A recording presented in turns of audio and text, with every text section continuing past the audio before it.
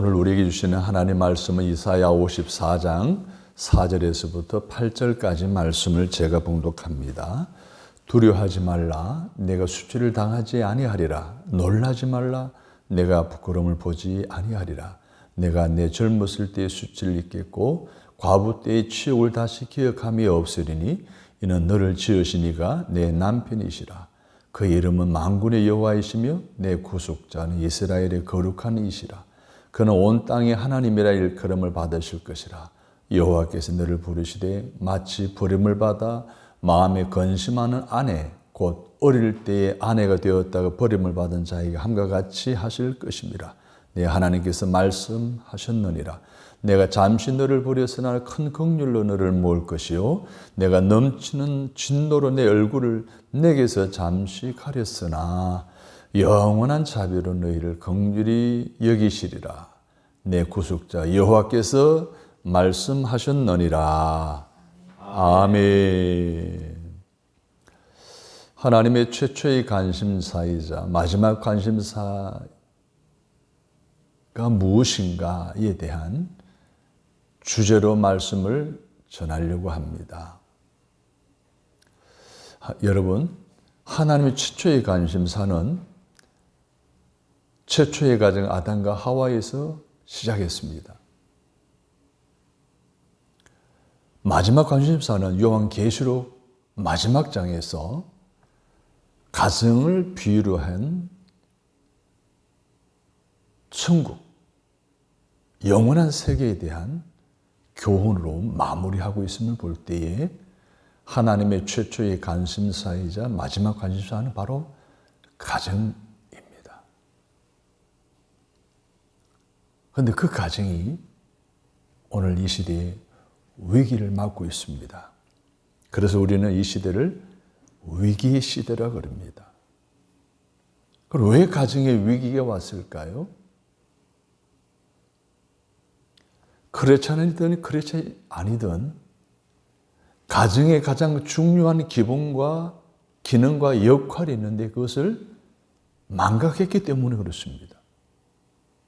특별히 그리스도인에게 있어서 하나님 부여하신 가정에 고유한 기능이 있는데 그 기능을 점점 상실해 가고 있는 것이 가정 위기의 첫 번째 이유라고 말씀드릴 수가 있습니다.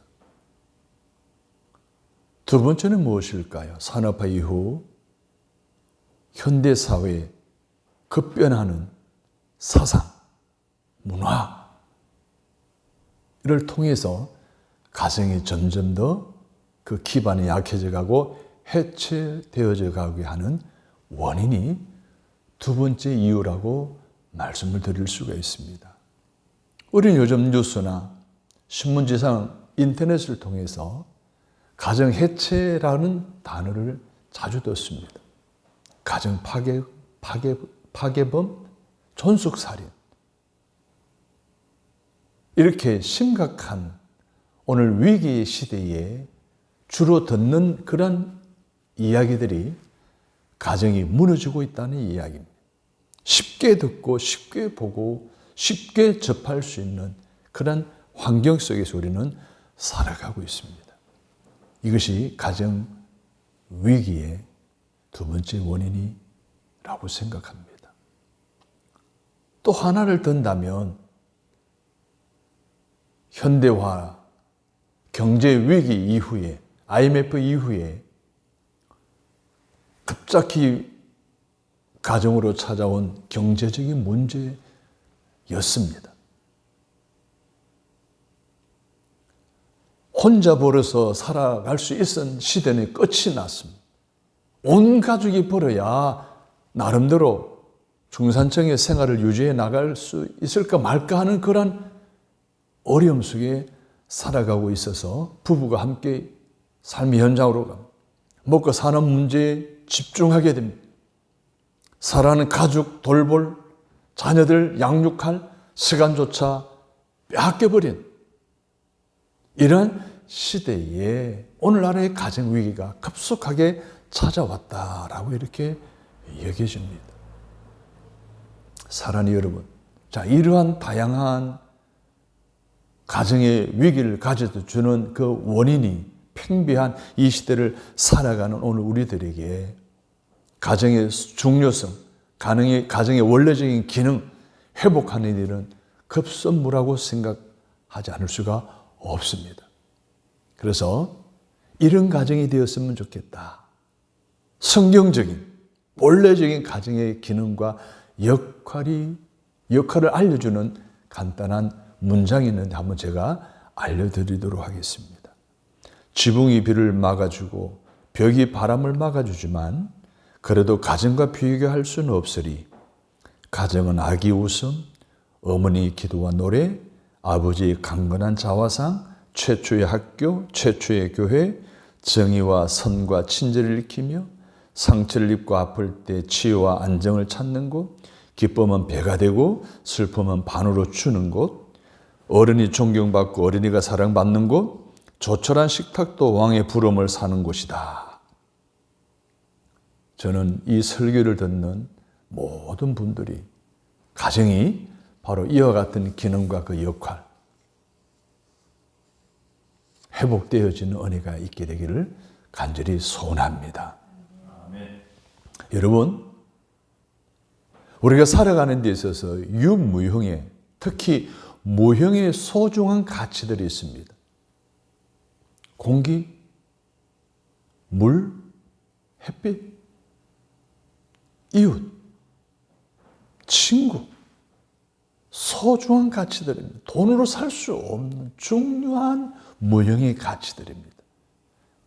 그런데 인류 역사 속에 이 중요한 가치를 소리하고 이 중요한 가치의 존속을 위해서 등한시하는 결과가 오늘날의 기후 변화를 위한 심각한 지구촌의 여러 가지 많은 재난이 발생하는 것을 통해서 다시 한번 뼈저리게 존속하지 못한 것, 지키지 못한 것에 대한 아픔을 가지고 극복하기 위해서 몸부림치고 있는 인류를 우리 보게 됩니다.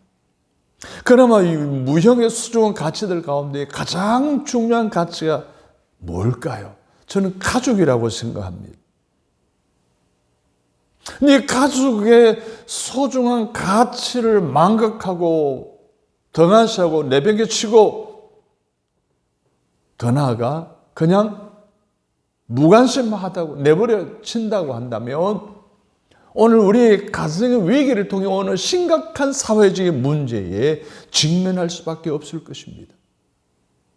그 중에 하나가 동성애 인정하는 거 아닙니까? 동성 결혼을 인정하는 것 아닙니까?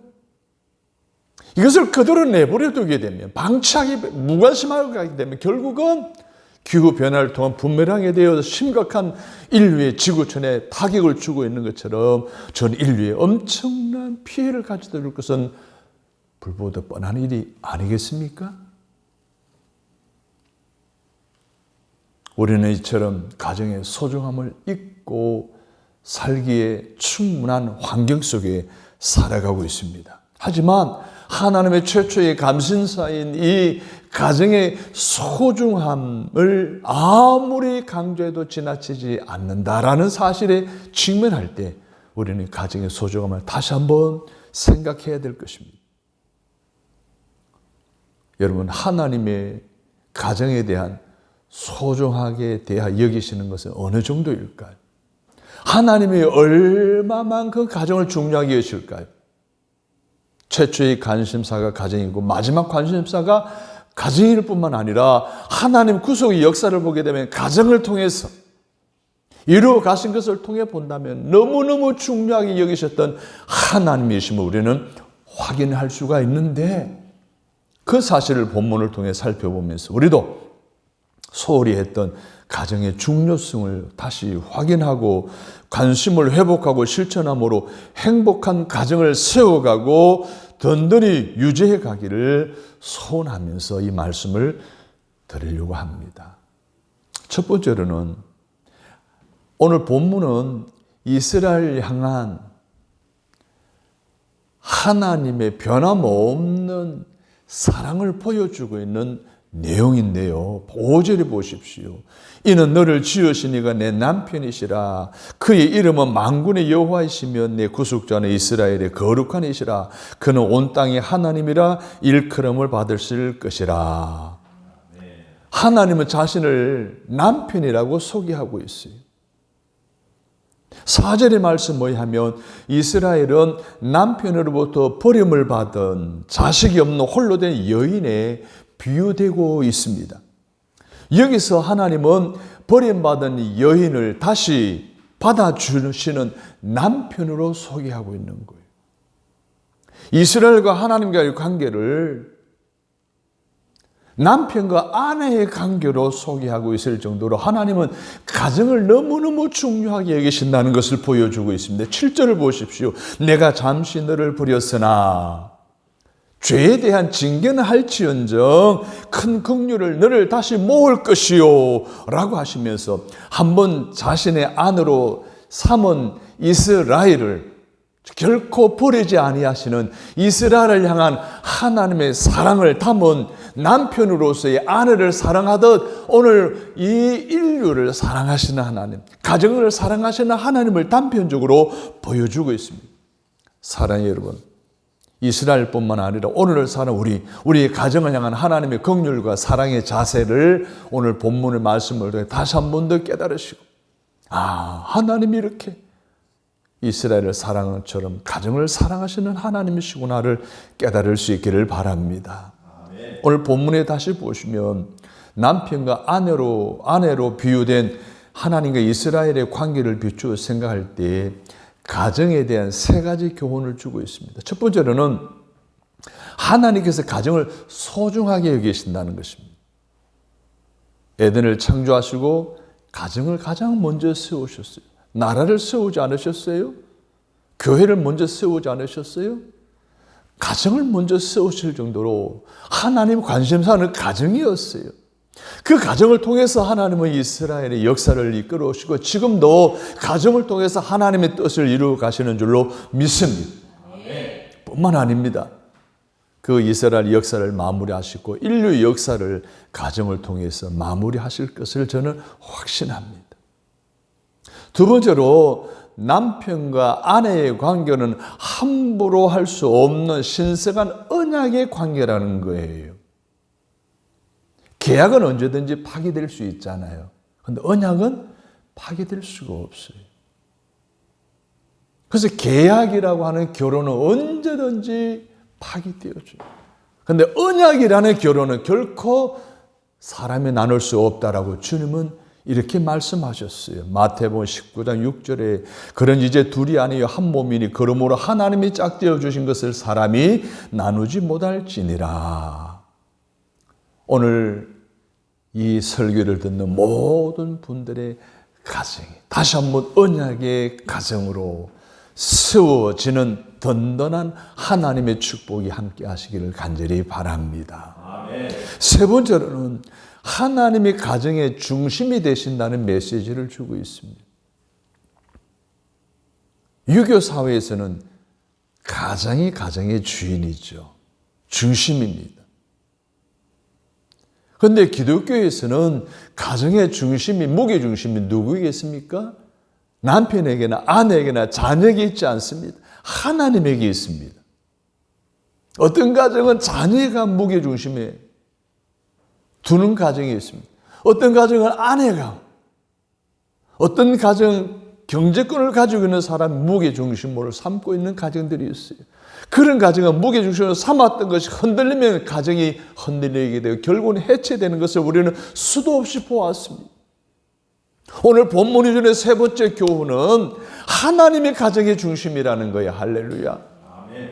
하나님이 가정의 무게 중심으로 삼는다면 결코 그 가정은 흔들리지 않습니다. 반석에 지은 집과 같이 바람이 불고 창수가 나도 아무리 가정에 어렵고 힘든 일이 생겨도 환경이 아무리 열악해도 결코 그 가정은 흔들리지 않고 언제나 천국이 되어 행복한 가정을 세워나갈 줄로 믿습니다. 왜? 그 가정의 중심이 되신 하나님이 그 가정을 책임지시기 때문에, 붙들어 주시기 때문에, 인도하시기 때문에, 필요한 모든 것들을 공급해 주시기 때문인 줄로 믿습니다. 사랑하는 여러분, 오늘 본문이 주는 이 세 가지 교훈, 하나님이 가정을 너무 중요하게 여기신다. 남녀의 부부간의 관계는 언약의 관계이니 소홀히 여기면 안 된다. 그 가정의 중심은 하나님이시라니 엄청난 교훈을 다시 한 번 더 여러분의 가정을 살펴보시면서 정리하시고 재정돈하셔서 하나님이 원하시는, 하나님 지금도 관심 갖고 여러분의 가정과 가문을 통해서 하나님 구원의 역사를 이루어 가실 계획들을 실천에 옮기실 만한 그러한 하나님이 일하시는 그러한 틀을 만들어가는 저와 여러분이 다 되시기를 주님 이름으로 축복합니다.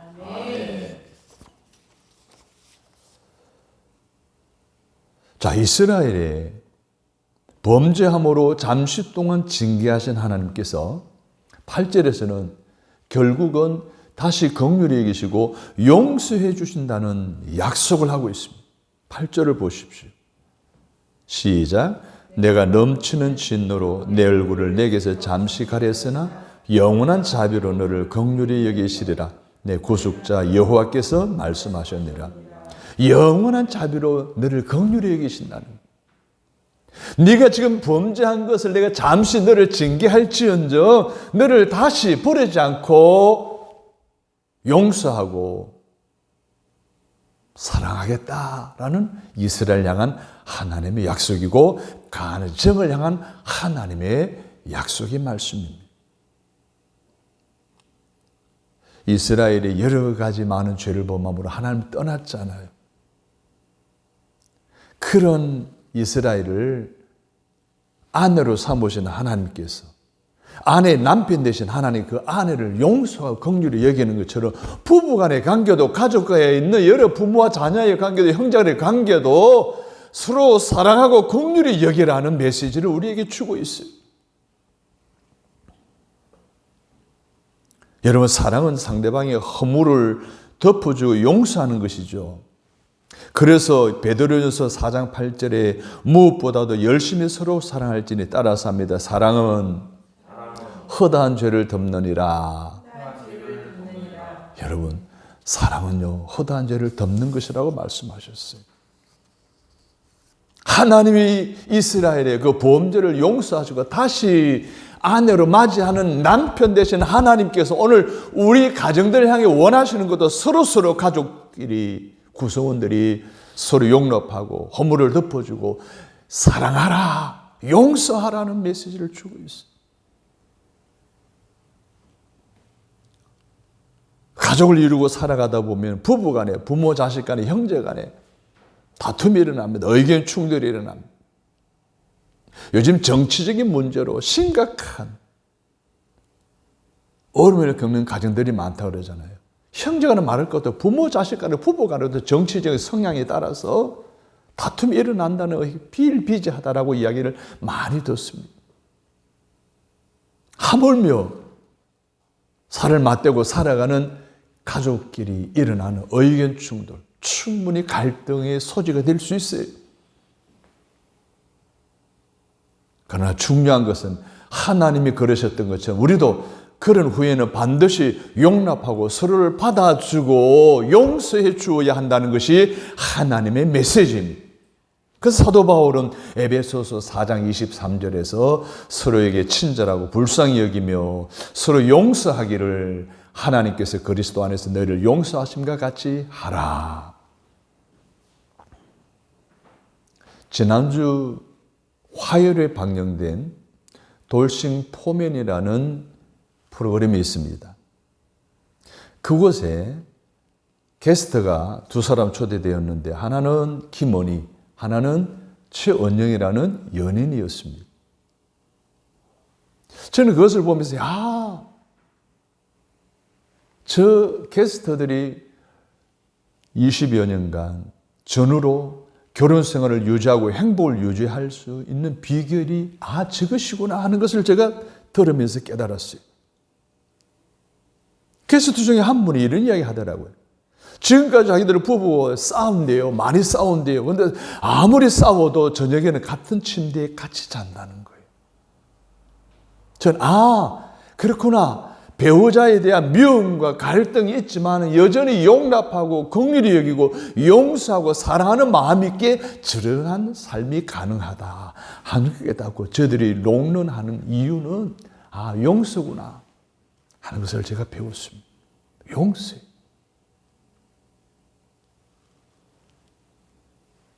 여러분, 결혼 자체가 부부 관계를 100% 보증하고 유지해 줄 수 있는 것이 아닙니다. 그 관계가 아무리 언약의 관계라고 할지라도 100% 부부 관계를, 가정의 행복을 유지하고 보존해주고 해나갈 수 있는 것이 아니라는 거예요. 하지만 하나님으로부터 부여받은 아가페의 사랑으로 서로 용납하고 긍휼히 여기는 마음으로 대한다면 행복한 결혼 생활을, 행복한 가정 생활을 반드시 보장해 준다는 사실을 믿으시면 아멘 하십시다. 아멘. 그리고 기억하시기를 주님의 이름으로 부탁을 드립니다. 아멘. 그래서 여러분의 가정에, 여러분의 가족의 구성원들 가운데 믿음, 소망, 사랑이 넘치는 은혜가 가득하기를 주님의 이름으로 축복합니다. 아멘. 그러기 위해 우리는 사랑과 용서가 넘치는 행복한 가정을 세우기 위한 원리가 있음을 알아야 됩니다. 5가지 원리가 있어요. 모든 것에는 원리가 있어요. 원리대로 살면 돼요. 어떤 제품을 살면 그 제품의 사용 설명서가 있어요. 매뉴얼이 있어요. 매뉴얼대로 사용해야 고장이 나지 않고 오랫동안 원하는 값을 지불한 만큼 이상의 여러 가지 많은 효율성을 얻을 수가 있는 것처럼 가정도요. 그 가정이 행복해지고 가정이 건강해지기 위한 원리가 있다는 거예요. 매뉴얼이 있다는 거예요. 사용 설명서가 있다는 거예요. 저는 그것을 5가지 설명을 드리려고 합니다. 첫째로, 가정을 세우기 위해서는 가정마다 영적 혁명이 일어나야 된다는 거예요. 따라서 하면 영적 혁명. 가정의 영적 혁명이에요. 시편 127편에 보게 되면 여호와께서 집을 세우지 아니하시면 세우는 자의 수고가 헛되며 여호와께서 성을 지키지 아니하시면 파수꾼이 깨어있음이 허사로다. 가정을 주관하시는 분이 누구라고요? 하나님이에요. 가정의 행복을 유지해 갈 수 있는 그 중심 되는 분도 하나님이시라는 거예요. 그래서 가정의 행복을 유지하기 위해서는 하나님을 가정의 주인으로 모셔드려야 그 가정의 행복을 유지할 수 있다 하는 것이 바로 가정의 영적 혁명의 원리라는 것을 말해주고 있습니다. 그래서 오늘날 가정의 중요성을 아무리 강조해도 지나치지 않기에 저는 5가지 가정의 원리를 나누며 가정의 새로운 혁명을 위해 필요한 지혜를 함께 배우고자 합니다. 첫째, 가정의 가치를 재발견하시기를 바랍니다. 여러분의 가정이 행복을 누리는 것은 여러분의 소원이기 전에 여러분을 향한 하나님의 뜻이기도 한 줄로 믿으시기 바랍니다. 아멘. 그러므로 모든 행복의 시작은 어디에서부터 시작된다고요? 가정에서부터 시작되는 거예요. 그렇다면 여러분의 인생의 목적, 인생의 버킷리스트가 무엇입니까? 저에게도 버킷리스트가 있어요, 인생에. 저도 이 설교를 준비하면서 곰곰이 생각해 봤어요. 내게 있어서 인생의 버킷리스트 가운데 가장 우선적인 1순위로 두어야 될 것이 무엇인가를 생각해 봤어요. 그래, 이거구나.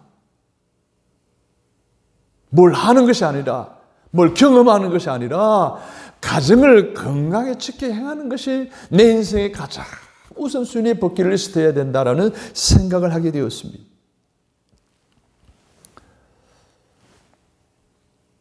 얼마 전에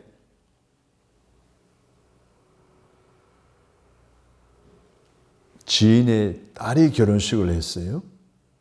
요즘 MZ 세대들의 결혼식은 주례가 없잖아요. 사회자가 진행하고 자기 부부가 당사자들이 혼인 서약을 합니다. 이 혼인 서약을 하는데 참 들으면서 참 많은 걸 생각했어요. 신랑의 혼인서약의 1순위가 앞으로 평생 동안 다른 여자들, 아무리 예쁜 여자들이 지나다녀도 눈길을 돌리지 않겠다라는 것이었어요. 재미있죠? 그 다음에 신부의 서약 중에 하나는 남편이 신랑이 축구를 좋아한대요. 매일 나가서 축구를 하는가 봐요. 근데 일주일에 한두 번 축구하는 걸 허용하겠다는 것이 언약의 내용이었어요. 그 들으면서 전혀 하나님 그만 원하는 가정의 원리, 가정의 소중함, 귀중함, 가치에 대한 거 전혀 언급이 없는 거예요.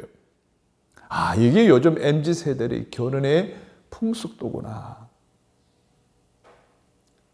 저런 가정은 계약이지 언약이 아니다 라는 생각이 들면서 참 마음 한켠으로는 그랬어요. 사랑하는 여러분, 가정의 가치가 무엇입니까? 여러분의 그 가정의 가치가 여러분의 삶의 우선순위에 두고 있습니까? 혹시 여러분 버킷리스트의 목록 안에 들어있긴 합니까? 사랑하는 여러분, 가정의 행복 절대로 저절로 이루어지지 않기에 가정 구성원들 모두가 노력해야 됩니다. 그리스도인에게서 가정의 가치는 중요합니다. 왜 중요합니까? 하나님 직접 관리하시기에 중요합니다. 영적 성장의 기초이기에 중요합니다. 문제에 대한 하나님의 가장 좋은 처방이기에 중요합니다. 그래서 여러분의 가정이 가치를 재발견하고 그 가치 위에서 행복해진다면 아무리 많은 문제가 여러분의 가정에 닥쳐올지라도 분명히 이기며 문제를 이길 수 있는 새 힘을 공급받을 줄로 믿습니다. 아멘. 가정의 가치를 다시 한번 재발견하시기를 부탁합니다. 아멘. 그리고 두 번째로 행복해지는 방법을 진지하게 연구해야 된다는 거예요. 여러분, 가정의 행복은 뭐니 해도 사랑인 줄로 믿습니다. 이 사랑은 뭐예요? 서로의 관심을 갖는 거예요. 서로를 존중하는 거예요. 책임을 지는 거예요. 이해하는 거예요. 이게 사랑이에요. 따라서 합니다. 사랑을 통치 철학으로 삼는 가정은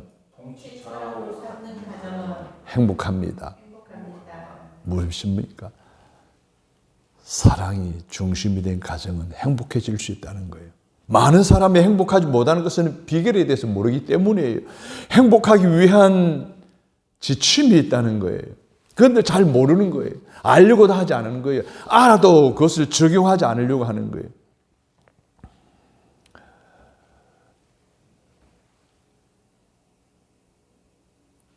데일리 카네기가 고민 해결을 위한 책을 쓰기 위해서 뉴욕의 도서관을 찾아갔습니다. 근데 인생의 고민에 대한 것이에요. 인생에서 얼마나 중요해요. 이걸 해결할 수 있는 방법이 얼마나 중요해요. 그런데 그 관련된 자료의 책들이 20여권밖에 안 되더라는 거예요.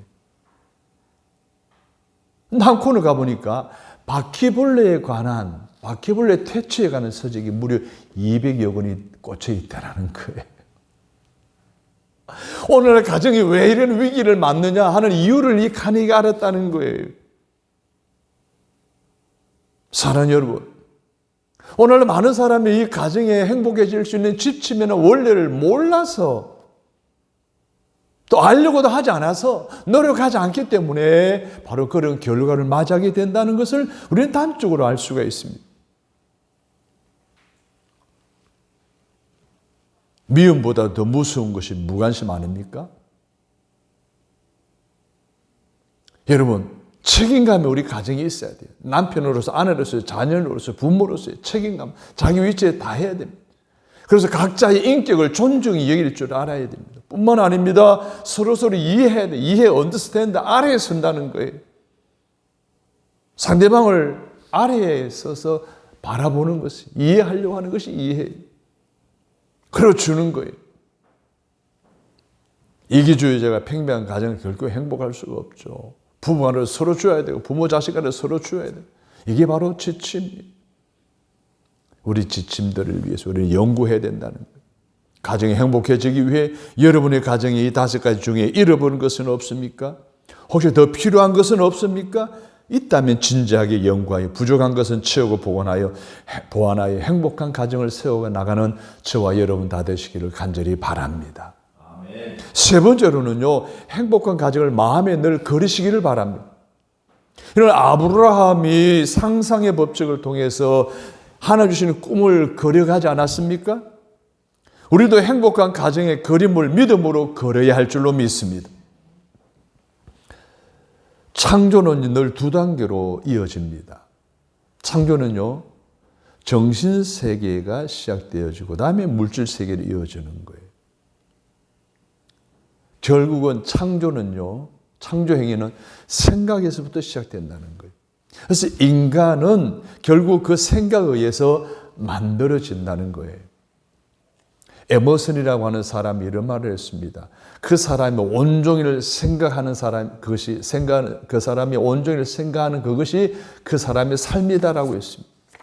사랑하는 여러분, 그래서 성경은 물어 지킬 만한 것보다도 더욱 지켜야 할 것이 마음의 생각을 지키라라고 말씀하셨습니다. 왜? 생명의 창조가 어디서 나오기 때문에? 생각에서 나오기 때문에 그렇습니다. 따라서 합니다. 행복도 하나의 창조 행위의 결과물이다. 그렇다고 한다면 오늘 우리가 행복한 가정을 위해서 항상 생각하라는 거예요. 행복한 가정에 대한 생각하라는 거예요. 그려보라는 거 이야기예요. 자신의 문제와 고민이 해결되고 행복과 성공으로 가득한 자신을 날마다 바라보는 자에게 행복의 찾아옴을 기억하시고 하나님 원하시고 여러분의 반하시는 행복한 가정을 믿음으로 그리시기를 바랍니다. 그래야만 그린 대로 온전히 여러분의 가정이 회복되어질 줄로 믿습니다. 그리고 네 번째로 우리 가정은 늘 행복하다고 항상 외치시기를 바랍니다. 생각이 밭이라면 말은 씨앗입니다. 여러분, 말에는요, 창조 에너지가 내재되어 있어요. 구원은 믿음으로, 마음으로 믿는 것을 입으로 시인하여 얻는 것이라고 로마서 10장 10절에 이렇게 말했어요. 사람이 마음으로 믿어 의에 이르고 입으로 시인하여 구원에 이르느니라. 마음으로 믿는 것이 시작이에요. 입으로 시인해야 구원이 완성되어지는 거예요. 그러므로 좋은 생각에 좋은 말을 심으면 따라서 합니다. 좋은 열매를 맺게 됩니다. 행복하기 위해서 끊임없이 행복한 언어를 사용하시기를 바랍니다. 예를 들어서 감사와 기쁨과 사랑의 언어를 가능한 의도적으로 많이 외치시고 말하시기를 바랍니다. 누에 꽃을 아시죠? 이 성애가 되어지면 털을 잡고 집을 짓습니다. 그리고 자기를 보호하죠. 부화될 때까지 안전하게 주변의 모든 곤충이나 주변의 모든 위협으로부터 보호하듯이 내 입에서 나온 말이 그 사람의 모든 삶을 보호하고 평안을 지켜주는 줄로 믿으시기를 바랍니다. 행복은 물질 문화보다 어느 문화에 의해서 창조된다는 사실을 기억하십시오. 잠언수도 우리의 입의 말로 우리 운명이 얽혀 있다라고 말했는데, 여러분, 행복한 가정, 행복한 가족을 위해서 행복을 말하시기를 주님의 이름으로 부탁합니다. 아멘. 마지막으로는 행복한 가정이 되기 위해서는 가족을 칭찬을 아끼지 않아야 됩니다. 여러분, 가족의 단점을 고치려고 하기보다는 가족의 단점을 칭찬하시기를 바랍니다. 배우자의, 자녀의, 부모의 장점을 인정하고 확대하고 추가하시기를 바랍니다. 왜냐하면 가족의 단점을 바라보게 되면 불평하는 것은 마귀의 언어입니다. 칭찬하고 감사하는 건 천사의 언어예요. 그래서 여러분의 가정에, 여러분의 가족의 단점을 바라보고 불평할 것이 아니라 장점을 바라보고 감사하고 칭찬하기는, 그래서 아름다운 가정의 행복을 만들어 가시고 세워 가시기를 간절히 바랍니다. 세상에는 완전한 사람 없잖아요. 다 가진 사람 없습니다. 언제나 다 모든 것이 불안해요. 상대방이 가지고 있는 것에 우리는 오히려 감사하고 즐거워해야 할 줄로 믿습니다. 상대방이 없는 것, 상대방이 부족한 것을 불평하면서 씨름하기는 인생이 너무 짧지 않습니까? 그건 우리 좋은 점, 장점을 살펴보면서 행복하고 칭찬하면서 행복하게 살아가시는 저와 여러분 되시기를 바랍니다. 그러기 위한다면 우선 그 장점을 인정하고 칭찬하시기를 바랍니다. 더 나아가 그 장점을 확대시켜 나가시기를 바랍니다. 그리고 장점을 극대화시키도록 새로운 장점을 보충하시기를 바랍니다. 그래서 자신과 남을 칭찬하는 사람이 되어야 되고 가족과 배우자를 위해서 늘 기도하는 저와 여러분이 되어야 할 줄로 믿습니다. 끝으로 저는 두 가정을 소개하려고 합니다. 이 가정들이 어떻게 가정을 세워왔으며 그 결과가 어떤지를 통해서 오늘 우리의 가정이 어떤 가정이 되어야 할 것인지를 마음속에 다짐하는 이 시간 됐으면 좋겠습니다. 먼저 첫 번째 가정은 사내 아이가 태어났습니다. 어머니는 거친 여자로 3번을 결혼했습니다. 그 아이의 아버지는 그 아이가 태어난 지 얼마 되지 않아 죽었습니다. 그 어머니는 짧은 기간에 무려 3명의 남자와 재혼했습니다. 아버지의 사랑을 받아보지 못했습니다. 불우한 가정에 자라났습니다. 가정이 행복해야 되는데 그러지 못한 가정에 자라나는 그가 고등학교 중퇴를 합니다.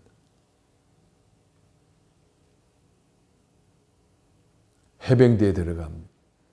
그것에도 결국은 제대로 군생을 못하고 퇴출됩니다.